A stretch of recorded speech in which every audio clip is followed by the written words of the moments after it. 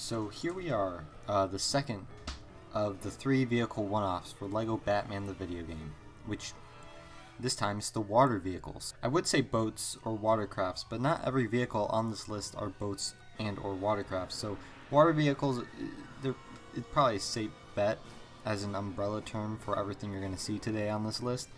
You see, it's strange. There are 2 levels that you have to play the water vehicles, one in the Penguin Hero campaign and one in the Penguin Villain campaign.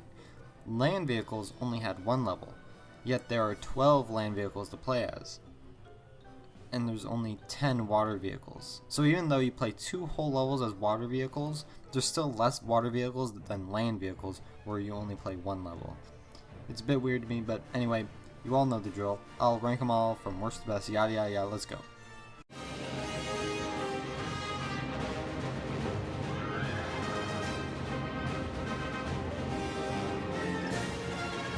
I think TT Game did Mad Hatter dirty. I mean, he is the certified 10th best character to play in the game, awarded by me.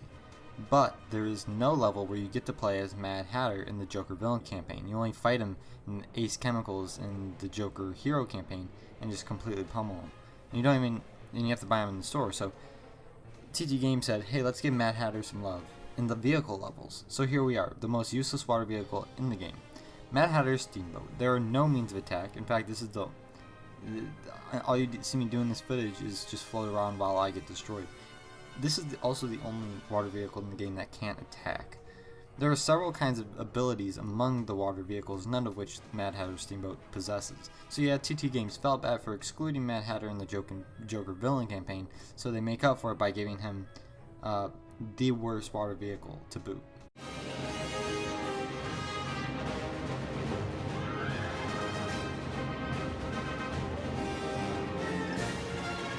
Of course, we can expect unnecessary police water vehicles to accompany the water vehicles we actually care about. The thing is about the police boat that it's unbearingly slow. As seen here, it's the Gonk droid from LEGO Star Wars The Complete Saga. Gonk droid was a boat with guns and in the DC universe. Okay, the only similarity between the two is that they're both really slow, but at least the police boat has an attack though. It's one of those attacks that it just feels like it's powerful, even though it's probably not, but it feels like it, you know? But the kicker is the police boat is too slow to have its attack keep up with the enemies. Also, it's just not fun when you're not zooming around. I want to be going fast in these levels. You can't just do that with the police boat. You're going to go really slow until you need to inevitably switch to another water vehicle to advance in the level, since the police boat doesn't have any abilities of its own.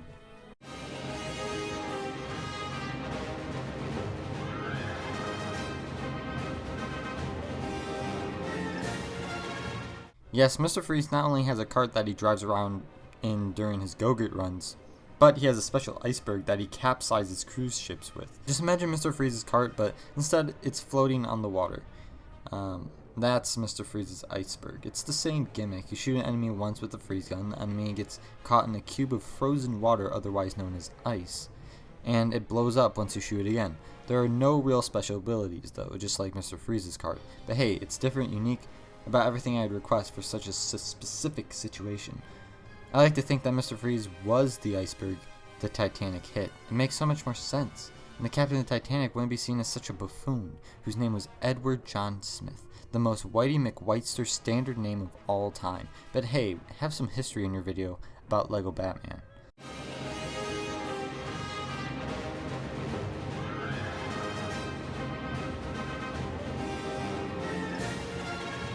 See, Penguin Goon got his own vehicle. Why couldn't Riddler Goon get his own van, especially since you see the Riddler van and even tows him around? I don't know. Anyway, Penguin Goon's submarine introduces a new ability we haven't seen before, the dive ability, or the submarine equivalent to that. Press a button on the controller, the Penguin Goon submarine will go underwater. It's required to access some areas you couldn't in story mode. For example, there is a minikit surrounded with some ice, which you normally can't access, but with the submarine you can dive under it and get to the middle of the ice and get the minikit. Also, I'm not sure if this was on purpose, but when you're underwater you can still attack and hit enemies on the surface, and the enemies can't really hit you back. I'm pretty sure it wasn't intentional, but the developers didn't put much attention for water vehicles that are only featured in 2 out of the 30 levels.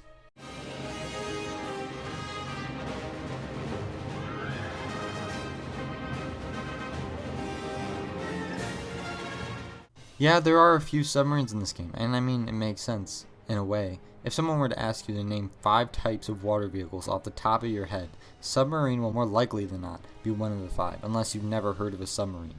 Anyway, this is Robin's submarine. In terms of what it can do, it's exactly like the Penguin Goon submarine, but Robin is a good guy, and also not a goon. Well, not as much of a goon. Also, Robin's submarine actually looks pretty unique, unlike Penguin Goon submarine, which is just a dinky version of another water vehicle later on the list. But yeah, Robin's submarine just dives under the water and attacks enemies from below without hitting attack, just like the other submarine I just talked about. No other special ability, but worry not, soon we will be discussing water vehicles of maximum importance, with unique abilities and perplexing ones at that.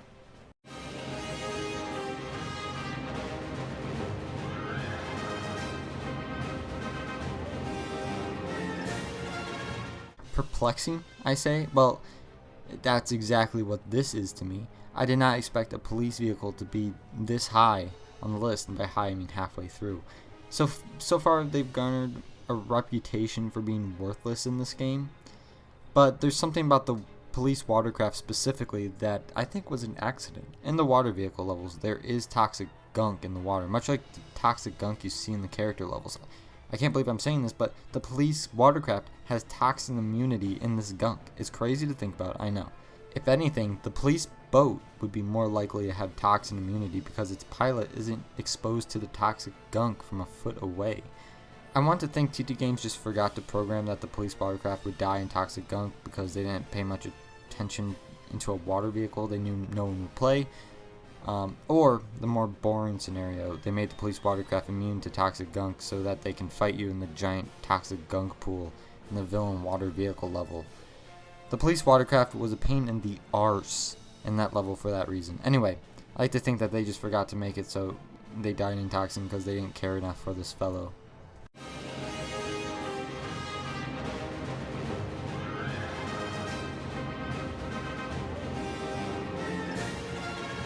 Now we're getting into the only 4 water vehicles you will ever need to play in these levels, and that's the truth, really.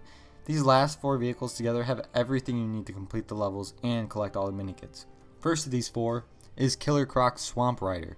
The thing that really stands out about this water vehicle is toxic immunity. I mean, yeah, the police watercraft has it, but it actually makes sense that Killer Croc's Swamp Rider has it. What does Killer Croc's Swamp Rider have over the police watercraft? Just one small thing.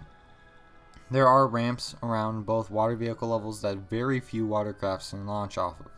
Killer Croc's Swamp Rider is one of those water vehicles. Most water vehicles will just go up the ramp and just drop as soon as they reach the top. Killer Croc's Swamp Rider is one of the 2 water vehicles that will get some serious airtime as it leaves the ramp.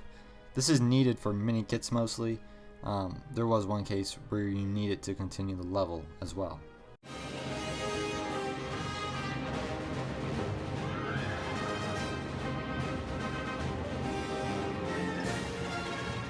Here's the vehicle that the little sibling played in the BATBOAT battle level, but surprisingly it's not an R4 P17 in the Discovery on Camino type situation. Throughout the water vehicle levels there are red, green, and yellow Lego pieces strewn about.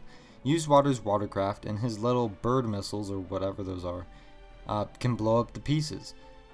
Being one of the 2 water vehicles you play in story mode of the BATBOAT battle level, you can bet that you use this ability a few times. As for other abilities he has, there's not much more other than attack, but still, he has an exclusive ability, and that says more than a lot of the other water vehicles we've seen so far on the list. So I'll give Robin's watercraft some props for that, and the little sibling didn't get screwed over in this scenario. I mean, LEGO Batman as a whole is a lot better for co-op play than LEGO Star Wars Complete Saga, since both Batman and Robin have their own abilities that the other doesn't. So teamwork is more essential. But hey, that's a conversation for another time.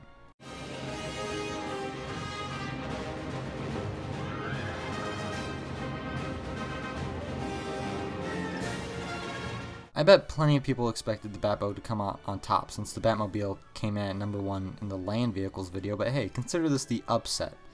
of the video. The BATBOAT has some useful things about it. After all, it is the second best vehicle out of the 10. First, it can attack, as it should, but I thought it should be mentioned. 2, it can jump off those ramps, and the only other water vehicle that can do this is Killer Croc's Swamp Rider. 3, and the main reason it's this high on the list, is the towing ability. This is exclusive to the BATBOAT in the water vehicle levels. You may see bombs floating around in the water, and only a BATBOAT can tow them into silver Lego objects to blow them up. The tow can be a bit glitchy at times, and a bit BS. Yeah, the BATBOAT is great, just not #1 spot great. Sorry, bud.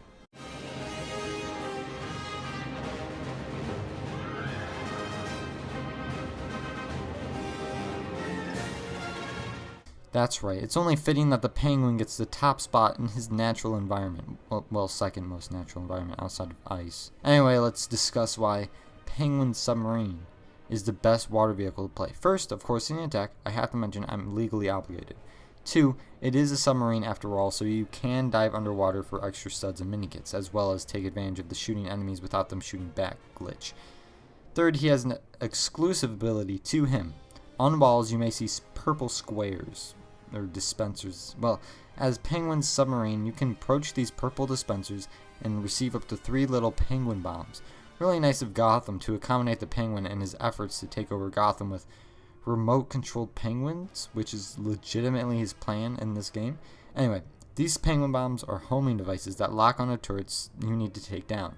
This, along with his submarine ability, gives him 2 distinguished abilities, while all other vehicles only have 1 or 0, and thus makes him, in my opinion, and statistically, the best water vehicle in the game. So that does it for this list. Only one more video to go, and I'll be done covering Lego Batman the video game, and moving on to more games to do an every blank ranked on.